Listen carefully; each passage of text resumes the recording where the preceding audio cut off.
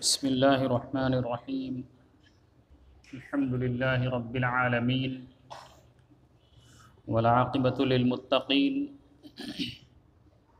والصلاة والسلام على سيد الأنبياء والمرسلين سيدنا ومولانا محمد وآله وأصحابه أجمعين. أما بعد فقد قال الله تبارك وتعالى في القرآن الحميد: أعوذ بالله من الشيطان الرجيم بسم الله الرحمن الرحيم. لقد كان لكم في رسول الله أسوة حسنة لمن كان يرجو الله واليوم الآخر وذكر الله كثيرا. صدق الله العظيم. وقال النبي صلى الله عليه وسلم: من أحدث في أمرنا هذا ما ليس منه فهو رد عليه، أو كما قال عليه الصلاة والسلام. محترم بھائیوں، دوستوں، بزرگوں، گزشتہ 2 جمعوں سے خرید و فروخت کے سلسلے میں جو گفتگو چل رہی تھی اس کو اس ایک جمعہ کے لیے موقوف کر کے موقع کے اعتبار سے آج ربیع الاول کی مناسبت سے کچھ باتیں آپ حضرات کے سامنے عرض کرنی ہیں۔ ربیع الاول کا مہینہ شروع ہونے کے بعد ہمارے معاشرے کے اندر بلکہ اس پورے بر صغیر کے اندر غیر منقسم ہندوستان یعنی ہمارے ہندوستان، پڑوسی ملک پاکستان اور بنگلہ دیش، ان خطوں میں ربیع الاول کا مہینہ شروع ہونے کے بعد اس کے ابتدائی 12 دنوں کے اندر کیا کچھ کیا جاتا ہے وہ آپ حضرات سے پوشیدہ نہیں ہے۔ ہر ایک اس کا مشاہدہ خود اپنی آنکھوں سے کرتا ہے۔ ربیع الاول کے مہینے میں ان ساری چیزوں کا اہتمام کرنا کہاں تک درست ہے؟ کیا یہ دین کا حصہ ہے؟ کیا یہ باعث ثواب ہے؟ یہ محبت کا ذریعہ ہے؟ محبت کے دعوے کے اندر یہ اس کا ثبوت ہے؟ یہ باتیں سمجھنے کی ہیں۔ جناب رسول اللہ صلی اللہ علیہ وسلم اس دنیا کے اندر کب پیدا ہوئے اور کس دن آپ نے دنیا سے پردہ فرمایا؟ مورخین کے درمیان اس تاریخ کے بارے میں زبردست اختلاف ہے کہ آپ کی پیدائش ربیع الاول کی کس تاریخ میں ہوئی اور آپ کی وفات ربیع الاول کی کس تاریخ میں ہوئی۔ یہ تو متعین ہے کہ آپ کی پیدائش بھی ربیع الاول کے مہینے میں ہوئی ہے اور وفات بھی اسی ربیع الاول کے مہینے میں ہوئی ہے، لیکن دونوں تاریخ اس کی تعیین میں مورخین کے درمیان اختلاف ہے۔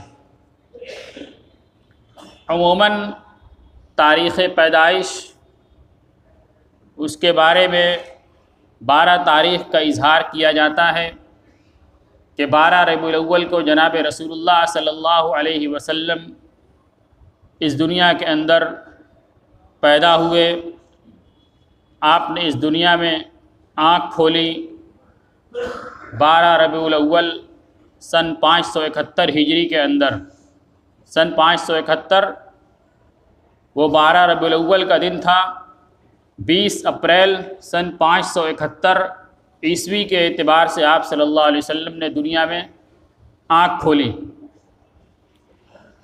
لیکن یہ 12 تاریخ جو مشہور کیا جاتا ہے اور جس کے اوپر عید میلاد کا نعرہ لگایا جاتا ہے، جشن عید میلاد النبی، کہ آپ صلی اللہ علیہ وسلم کی پیدائش اس دن میں ہوئی ہے، یہ خوشی کا دن ہے، اس دن جشن کا دن ہے۔ تو سب سے پہلی بات کہ آپ کی پیدائش اس دن کے اندر ہوئی یا نہیں ہوئی، تو عموماً فقہائے مورخین جس جانب گئے ہیں وہ یہ ہے کہ 8 ربیع الاول کو آپ کی پیدائش ہوئی ہے بعض قول کے اعتبار سے، اور اکثر مورخین نے لکھا ہے کہ آپ کی پیدائش 9 ربیع الاول کو ہوئی ہے، اور 12 تاریخ کے بارے میں جو روایتیں ہیں وہ انتہائی کم ہیں کہ 12 ربیع الاول کو آپ کی پیدائش ہوئی ہے۔ اسی طریقے سے آپ کی تاریخ وفات، اس کے بارے میں بھی مورخین کے درمیان زبردست اختلاف ہے۔ 1 ربیع الاول بھی کہا جاتا ہے کہ آپ کی تاریخ وفات 1 ربیع الاول سن 11 ہجری ہے۔ اکثر روایتوں کے اندر یہ کہ آپ کی تاریخ وفات 2 ربیع الاول 11 ہجری ہے، کسی روایت کے اعتبار سے 8 ہے، کسی کے اعتبار سے 9 ہے، لیکن 12 تاریخ یہ عام طور سے کتابوں کے اندر لکھی ہوئی ہے کہ 12 ربیع الاول کو آپ کی وفات ہوئی ہے، یہی مشہور ہے اور اکثر مورخین نے اسی کو لکھا ہے۔ یہ آپ کی تاریخ پیدائش اور تاریخ وفات کے بارے میں اختلاف ہوا مورخین کا۔ اب ہم اپنے معاشرے کے اوپر نظر کریں کہ 12 ربیع الاول کو آپ کی جشن کا دن منایا جاتا ہے، میلاد کا دن منایا جاتا ہے، اور ابھی آپ نے سنا کہ پیدائش کے بارے میں سب سے مضبوط جو روایت ہے وہ یہ ہے کہ 9 ربیع الاول کو آپ کی پیدائش ہوئی ہے۔ 12 کے بارے میں جو روایت نقل کی جاتی ہے وہ انتہائی کمزور ہے، لیکن وفات یہ اکثر مورخین نے لکھا ہے کہ 12 ربیع الاول کو آپ کی وفات ہوئی ہے۔ تاریخ پیدائش کیا ہے، تاریخ وفات کیا ہے، اس اختلاف کی بنیاد کیا ہے، کیوں امت کے درمیان یہ چیز محفوظ نہیں رہ سکی؟ آپ صلی اللہ علیہ وسلم کو دنیا کے اندر کس مقصد کے لیے بھیجا گیا تھا؟ آپ کے بہت سارے مقاصد بیان فرمائے گئے، بنیادی مقاصد جو قرآن پاک کے اندر سورہ جمعہ کے اندر بیان فرمائے، اللہ تبارک و تعالی نے ایمان والوں پر احسان فرمایا کہ انہی میں سے ایک رسول بھیجا، یتلو علیہم آیاتہ ویزکیہم ویعلمہم الکتاب والحکمہ، کہ قرآن کی تلاوت کرتا ہے، حکمت کی بات سکھاتا ہے اور اپنے ان کا تزکیہ کرتا ہے۔ یہ مقاصد بیان فرمائے گئے۔ آپ صلی اللہ علیہ وسلم دنیا میں آنے کے بعد آپ نے اس مقصد کو اپنا نصب العین بنایا اور اسی دھن کے اندر آپ رہ گئے، اور صحابہ کرام کو دین کی طرف آپ نے بلایا، اور صحابہ کرام نے اسی مقصد کو سمجھا کہ آپ کے دنیا میں آنے کا کیا مقصد ہے اور ہمارا ایمان قبول کرنے کے بعد ہماری کیا ذمہ داری ہے۔ اس مقصد کو انہوں نے پہچانا۔ نبوت کے بعد آپ صلی اللہ علیہ وسلم 23 سال تک دنیا میں بنفس نفیس خود موجود رہے۔ اس 23 سال کے اندر کم سے کم 23 مرتبہ ربیع الاول کا مہینہ آیا۔ آپ نے اپنی پوری زندگی میں کبھی ایک بار بھی اپنی تاریخ پیدائش کا تذکرہ نہیں کیا کہ میں اس دن پیدا ہوا ہوں، اس دن کچھ الگ سے مزید اہتمام کی ضرورت ہے، کچھ جھنڈیاں لگا لو، کچھ حلوہ پکا لو، کچھ شیرینیں تقسیم کر لو، کچھ جلسے جلوس کر لو، کچھ جو ہے تو اسی طریقے سے خوشی کا اظہار کر لو، چراغاں کر لو۔ آپ صلی اللہ علیہ وسلم کی پوری زندگی میں ایک بات بھی ان میں سے ایک موقع پر بھی ثابت نہیں کہ آپ نے کسی چیز کا اہتمام کرنے کا آپ نے حکم دیا ہو اور صحابہ کرام نے اس کا اہتمام کیا ہو۔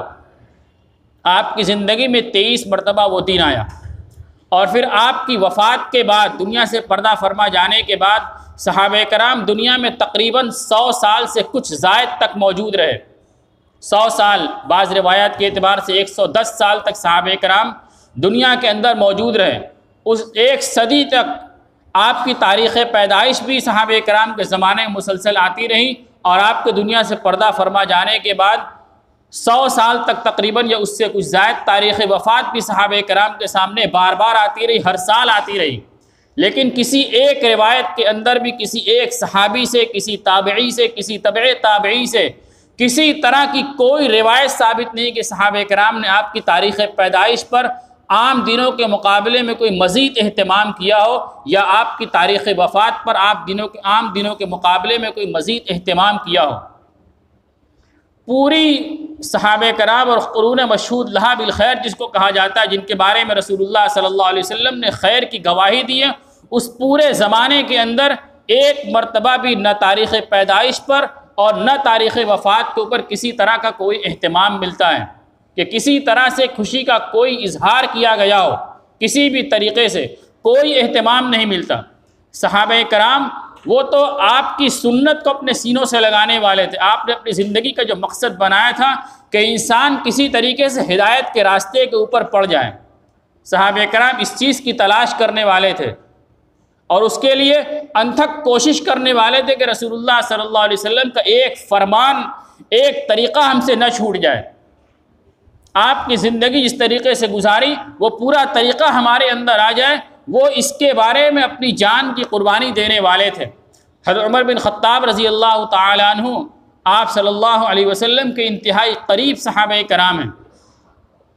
جب ان کا گھر مدینہ منورہ سے مسجد نبوی سے کچھ دور ہو گیا تو ان کو یہ غم کھانے لگا کہ میں مسجد نبوی روزانہ نہیں جا سکتا، تو انہوں نے اپنے پڑوسی سے یہ معاہدہ طے کیا کہ ایک دن تم مسجد نبوی جایا کرو گے اور رسول اللہ صلی اللہ علیہ وسلم کا فرمان سننے کے بعد میرے پاس آ کر مجھے سناؤ گے کہ آج رسول اللہ صلی اللہ علیہ وسلم نے کیا تعلیم دی، اور اگلے دن تم اپنے گھر میں رہو گے اور میں جا کر فرمان سنوں گا اور آ کر تم کو سناؤں گا۔ اپنی باری باندھی کہ ایک دن تم جاؤ گے، ایک دن میں جاؤں گا۔ یہ کیا چیز تھی؟ رسول اللہ صلی اللہ علیہ وسلم کی تعلیم اور آپ کی سنت کے اوپر حرص تھی کہ کوئی تعلیم ہم سے مخفی نہ رہ جائے۔ تو صحابہ کرام آپ کی سنت کی حریص تھے۔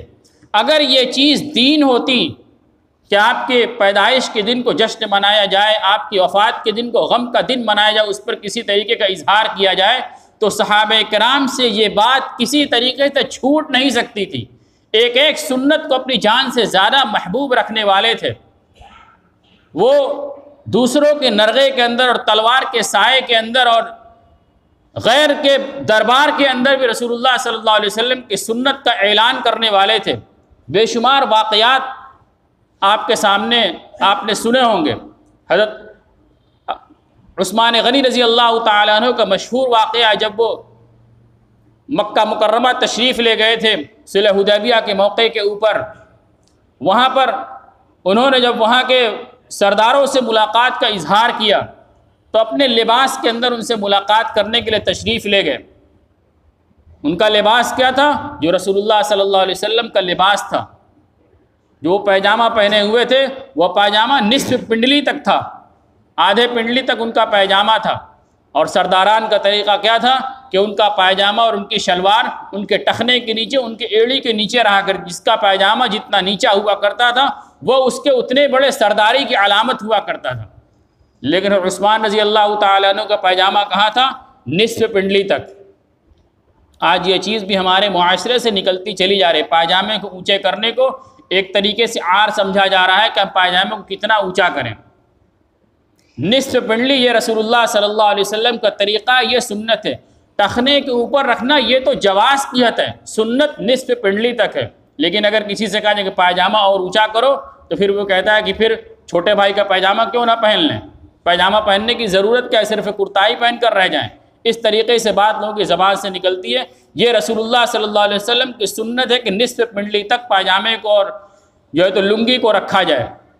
بہرحال حضرت عثمان رضی اللہ تعالیٰ عنہ کا پائجامہ اس طریقے سے تھا۔ ان سے کہا گیا کہ آپ ان سے ملاقات کرنے کے لیے جا رہے ہیں، ان کا یہ طریقہ ہے۔ تو انہوں نے وہاں پر یعنی اپنوں کے درمیان نہیں ہے، غیروں کے درمیان ہے، ایک معاہدہ کرنے کے لیے گئے، بات چیت کرنے کے لیے گئے، وہاں اپنا کوئی نہیں ہے۔ وہاں پر جا کر اعلان فرمایا کہ اسی طریقے سے رسول اللہ صلی اللہ علیہ وسلم کا ازار تھا، اسی طریقے سے رسول اللہ صلی اللہ علیہ وسلم کا ازار اور آپ کا پائجامہ ہے، میں اس کو نیچے نہیں کر سکتا، آپ کا یہ طریقہ یہ اسی طریقے سے رہے گا، میں اسی طرح ملاقات کروں گا۔ حضرت حذیفہ ابن یمان رضی اللہ تعالیٰ عنہ کا مشہور واقعہ ہے کہ جب وہ کسریٰ کے دربار کے اندر گئے تھے اور وہاں پر دسترخوان لگا تھا، کھانا کھانے لگے تھے، بہت لمبا واقعہ، میں اس کو مختصر کر رہا ہوں کہ دسترخوان لگا اور دسترخوان سے لقمہ گر گیا، اٹھا کر کھانے لگے تو پڑوسی نے ان کو کہنی ماری کہ تم یہاں کیا کر رہے ہو، یہ بادشاہوں کا دربار ہے، یہاں پر شہنشاہ بیٹھے ہوئے ہیں، تم گرا ہوا کھاؤ گے لوگ کیا سمجھیں گے؟ سمجھیں گے یہ فقیر ہے، بھوکا ہے، کھانا نہیں ملتا ہے، کھانے کے حریص لوگ ہیں، کھانے کا طریقہ ان کو نہیں معلوم ہے۔ وہ کیوں نہیں مارنے لگا؟ انہوں نے وہاں پر کیا اعلان کیا؟ اترک سنت حبیبی لہؤلاء الحمقاء، کہ میں ان بے وقوفوں کی وجہ سے رسول اللہ صلی اللہ علیہ وسلم کی سنت کو چھوڑ دوں۔ گرا ہوا لقمہ اٹھا کر کھایا اور اس کا اعلان بھی کر دیا کہ یہ رسول اللہ صلی اللہ علیہ وسلم کا طریقہ ہے۔ اسی موقع پر حضرت حذیفہ ابن یمان رضی اللہ تعالی عنہ کے ساتھ ایک صحابی تھے حضرت ربیع ابن عامر رضی اللہ تعالی عنہ۔ صحابہ کرام اپنے دین کے اوپر کتنا زیادہ جمنے والے تھے، کتنا اہتمام کرنے والے تھے، میں اس کو سمجھا رہا ہوں کہ جب دربار کے اندر جانے کا موقع ہوا کہ دربار میں داخل ہونا ہے تو وہاں پر بھی ان کے ساتھ وہی معاملہ ہوا جو حضرت عثمان رضی اللہ تعالی عنہ کے ساتھ ہوا تھا۔ کیا معاملہ کیا گیا کہ جب دربار کے اندر داخل ہونے لگے اپنے اسی پھٹے پرانے لباس کے اندر، گھوڑے کا سفر کر کے آئے، لمبا سفر کر کے آئے ہیں، ظاہر سی بات ہے کہ سفر سے آئے تو بدن کے اوپر میل کچیل ہوگی، گرد و غبار ہوگی۔ ان کو وہاں پر ایک جوڑا پیش کیا، کپڑا پیش کیا گیا کہ آپ بادشاہ سے ملاقات کرنے کے لیے جا رہے ہیں، اپنا کپڑا بدل لیجئے، اچھے لباس کے اندر دربار میں تشریف لے جائیے۔ تو اس وقت بھی انہوں نے یہی جواب دیا تھا کہ میں اس سے ملاقات کروں گا اپنے لباس کے اندر، جس لباس میں وہاں سے آیا ہوں اسی طریقے سے میں ان سے ملاقات کروں گا۔ یہ ان کے ایمان کی طاقت تھی کہ اپنے لباس کو کسی سے حقیر نہیں سمجھتے، کہ رسول اللہ صلی اللہ علیہ وسلم جس کو پسند کیا ہے، جو حالت ہماری بنائی ہے وہی زیادہ پسند ہے، اسی حالت میں گئے اور ان سے ملاقات کے اس کے لباس کو پہننا پسند نہیں کیا۔ تو وہ صحابہ کرام سنت کو اتنے زیادہ اپنے سینے سے قریب کرنے والے، اپنے دانتوں سے دبانے والے، کیا ان سے یہ بات ممکن ہے کہ رسول اللہ صلی اللہ علیہ وسلم نے کسی طریقے سے جشن کا کوئی حکم دیا ہو اور ان سے رہ گیا ہو؟ یہ ناممکن ہے۔ اگر ہم اس شوشے کو اٹھائیں کہ صحابہ کرام ان کی محبت رسول اللہ صلی اللہ علیہ وسلم نعوذ باللہ کم تھی، اور آج ہم محبت کو جو اظہار کرتے ہیں وہ ان سے زیادہ ہم محبت میں صحابہ کرام سے آگے بڑھ گئے، تو میرے بھائیو دوست بزرگوں، یہ صحابہ کرام کی شان کے اندر تو ایک طرح سے گستاخی ہوگی، اور اپنے ایمان کے بارے میں ہمیں فکر کرنی پڑے گی کہ ہم کس کی محبت کے اوپر اپنی محبت کو بڑھا رہے ہیں۔ صحابہ کرام جن کو معیار بنایا گیا ہے دنیا کے اندر، رسول اللہ صلی اللہ علیہ وسلم کی ایک ایک تعلیم کے لیے معیار بنا کر دنیا میں بھیجا گیا، جن کو رسول اللہ صلی اللہ علیہ وسلم نے ستاروں سے تشبیہ دی ہے کہ میرے صحابہ ستاروں کے مانند ہیں، ایک کی بھی اقتدا کر لو گے ہدایت پا جاؤ گے، جن کے بارے میں اللہ تبارک و تعالیٰ نے وَكُلًّا وَعَدَ اللَّهُ الْحُسْنَى کہ اللہ تبارک و تعالیٰ نے ہر ایک سے اچھائی کا وعدہ کیا ہے، جن کے بارے میں اللہ تبارک و تعالیٰ رضی اللہ عنہم ورضوا عنہ کا مزدہ سنایا ہے۔ ان صحابہ کرام سے کیا ہماری محبت بڑھ گئی؟ میرے بھائیو دوست بزرگوں، یہ محبت نہیں ہے، یہ دین کے اندر صرف اور صرف ایک ایجاد اور بدعت ہے۔ دین کے اندر صرف اور صرف ایک ایجاد اور بدعت ہے، اور بدعت کا دین سے کوئی تعلق نہیں ہوا کرتا، وہ قابل ترک ہوا کرتی، اس کو چھوڑا جاتا ہے، اس کو مٹایا جاتا ہے، اس کو ختم کیا جاتا ہے، اس میں شرکت سے اجتناب کیا جاتا ہے۔ یہ اس طریقے سے محبت کا اظہار کرنا یہ پوری کھلی ہوئی بدعت ہے، اس سے ہمیں اجتناب کرنے کی ضرورت ہے۔ صحابہ کرام کی پوری زندگی میں یہ بات ہمیں کہیں نہیں ملتی،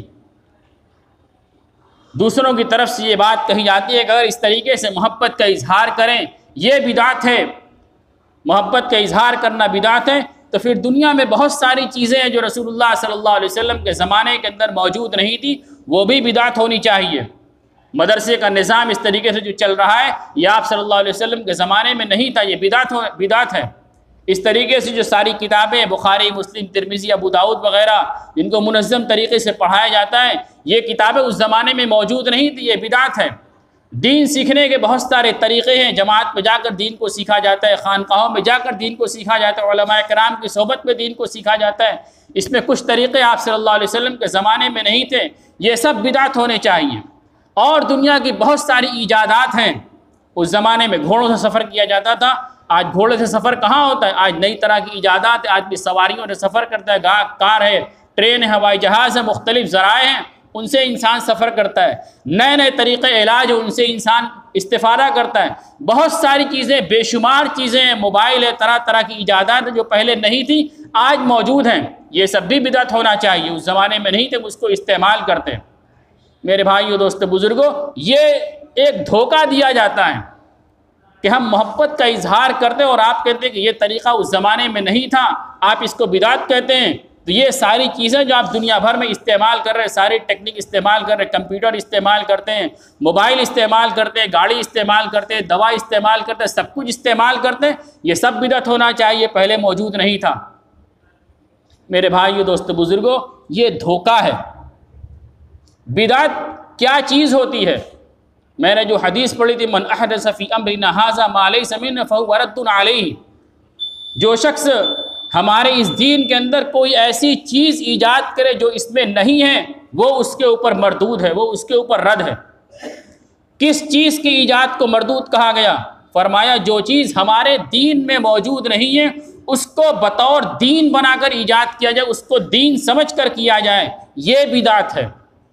آپ جو محبت کا اظہار کرتے ہیں اس کو دین بنا کر ایجاد کرتے ہیں کہ یہ اس طریقے سے محبت کا اظہار کرنا یہ دین ہے، اس طریقے سے خوشی کا اظہار کرنا یہ دین ہے۔ آپ خوب اپنے گھر کے اندر حلوہ پکائیں، کھائیں، خوب خوشی کا اظہار کریں، خوب جلسہ کریں، خوب سیرت بیان کریں۔ سیرت کو بیان کرنا یہ تو محمود پسندیدہ ترین عمل ہے۔ لوگوں کو رسول اللہ صلی اللہ علیہ وسلم کی تعلیم سکھانا یہ تو انتہائی زبردست اور اونچا عمل ہے۔ لوگوں کو دین کی دعوت دینا بہت بڑا کام ہے، لیکن اسی تاریخ کے ساتھ اس کو متعین کرنا اور اس کو محبت کا ذریعہ سمجھنا اور اس کے ذریعے سے اعلان کرنا یہ بدعت ہے، اس کو دین سمجھنا یہ بدعت ہے۔ اور ہم جو دنیا کی ساری چیزیں استعمال کرتے ہیں وہ دنیا کی ضروریات ہیں، کچھ انتظامی امور سے تعلق رکھتی ہیں، ہم اس کو دین سمجھ کر نہیں کرتے ہیں کہ یہ دین ہے۔ مدارس کا جو نظام چل رہا ہے یہ ایک انتظامی امور، اس کے ذریعے سے زیادہ فائدہ ہو رہا ہے، ہم نے آج اس طریقے کو اختیار کر لیا ہے۔ کتابوں کو مدون کر دیا گیا، اس کے ذریعے سے زیادہ فائدہ ہو رہا ہے، اس طریقے سے ہم کام کر رہے ہیں۔ آئندہ زمانے کے اندر تعلیم کا کوئی دوسرا طریقہ ہوگا، ہم اس طریقے کو اختیار کریں گے۔ یہ طریقہ دین نہیں، اصل مقصد دین کا سکھلانا ہے۔ ہم دنیا کی ساری چیزیں استعمال کرتے ہیں، کمپیوٹر اور دیگر ایجادات استعمال کرتے ہیں، ہم اس کو دین سمجھ کر استعمال نہیں کرتے ہیں۔ وہ دین نہیں ہے، وہ دنیا کی ضرورت ہے، اس کو استعمال کرتے ہیں۔ اور آپ جو کرتے ہیں وہ دین سمجھ کر کرتے ہیں۔ فرق صرف یہی ہے کہ دین سمجھ کر اگر کسی کام کو اختیار کیا جائے گا، کسی چیز کو دین کے لبادے میں پیش کیا جائے گا، ہمارا ایک سوال آج بھی ہے، قیامت تک رہے گا کہ اس چیز کا ثبوت آپ کو قرون مشہود لہا بالخیر سے ثابت کرنا پڑے گا۔ صحابہ کرام کے زمانے سے، تابعین کے زمانے سے اس کا ثبوت دینا پڑے گا۔ اگر اس کا ثبوت صحابہ کرام اور تابعین اور رسول اللہ صلی اللہ علیہ وسلم کے زمانے میں نہیں ہے اور آپ اس کو دین سمجھ کر کرتے ہیں، چاہے اس کا کتنا بڑا فائدہ نظر آئے، چاہے اس کے اندر محبت کا کتنا بڑا دعویٰ ہو، چاہے کچھ بھی نظر آئے، لیکن وہ بدعت ہے، سراسر گمراہی، اور ہر گمراہی جہنم میں لے جانے والی ہے۔ اس لیے ہم ان چیزوں سے احتراز کریں۔ ایک بات اور عرض کرنی ہے کہ ہم یہ جو سارے خرافات ہوتے ہیں، ہماری ایک بہت بڑی تعداد اس کے اندر شرکت کرتی ہے اور اس کا مشاہدہ کرتی ہے اور دیکھتی ہے۔ ہم سمجھتے ہیں کہ ہم صرف دیکھ رہے ہیں، ہمارا شوق ہے۔ اس سلسلے میں رسول اللہ صلی اللہ علیہ وسلم کی کیا رہبری ہے؟ حضرت حکیم الامت رحمۃ اللہ علیہ نے اغلاط العوام کے اندر اس مسئلے کو بالکل وضاحت کے ساتھ لکھا ہے کہ کوئی غلط چیز ہو رہی ہو جس کو دین سمجھ کر کیا جا رہا ہو اور وہ دین نہیں ہے، اس کو دیکھنا، اس کے اندر شرکت کرنا، اس میں بھیڑ لگانا، یہ سب گناہ کبیرہ ہیں۔ چاہے وہ تعزیہ ہو، چاہے وہ اس طریقے کا جلوس ہو، چاہے وہ ماتم ہو، چاہے وہ کوئی چیز ہو جس کو دین کی شکل میں پیش کیا جا رہا ہے، اس میں کسی طریقے سے شرکت کرنا، فرمایا یہ گناہ کبیرہ ہے۔ فرمایا گیا، دو حدیثیں حضرت حکیم الامت رحمۃ اللہ علیہ نے لکھی ہے۔ ایک تو لکھی ہے من تشبہ بقوم فہو منہم، جو کسی قوم کی تشبیہ اختیار کرے گا وہ انہی میں سے ہوگا۔ اور دوسری حدیث لکھی من کثر سواد قوم فہو منہم، جو کسی قوم کی کثرت کو بڑھائے گا وہ انہی میں سے ہوگا، اس کا معاملہ اسی کے ساتھ ہوگا۔ تو یہ ساری چیزیں بدعت ہیں، ہم اس کے اندر کسی بھی طرح سے شرکت نہ کریں۔ اگر ہمیں کہیں نہیں جانا ہے تو ہم اپنے گھر کے اندر بیٹھ جائیں، کسی ضرورت سے نکلنا ہو اپنا کام کریں، سیدھے اپنے گھر کا راستہ لیں۔ اس طریقے کی چیزوں کے اندر بالکل خود بھی شرکت نہ کریں اور مزہ کے لیے اور اپنے بچوں کے شوق کے لیے اور ان کو میلہ گھمانے کے بہانے اس طریقے کی چیز کے اندر شرکت بھی نہ کرائیں۔ دوسرے دنوں کے اندر ہم ان کا شوق کو پورا کرا سکتے ہیں، اس دن کے اندر تھوڑا صبر کر لیں۔ اللہ تبارک و تعالی ہم سب کو کہنے سننے سے عمل کی توفیق عطا فرمائے۔ وآخر دعوانا الحمد للہ رب العالمین۔